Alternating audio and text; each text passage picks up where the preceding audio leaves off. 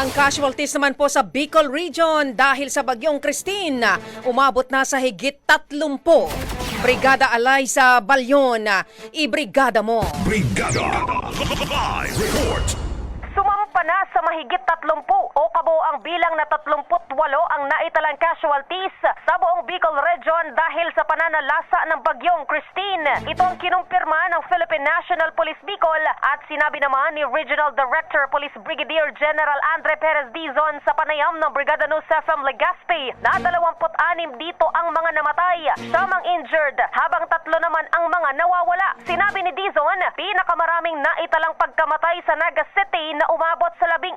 Sinundan ito ng Catanduanes na may 5, 4 sa Albay, tig 2 sa Camarines Sur at Camarines Norte, habang parehong tig-1 naman sa Sorsogon at Masbate. Kinumpirma rin ni Dizon na meron pang mga residente sa ilang lugar sa Camarines Sur na nananatili sa bubungan ng bahay dahil naghihintay pa ng rescue. Paliwanag ni Dizon, ito ay dahil sa kakulangan ng mga floating assets, pero tiniyak naman niya na ngayong araw ay may mga paparating na rubber boats at rescuers.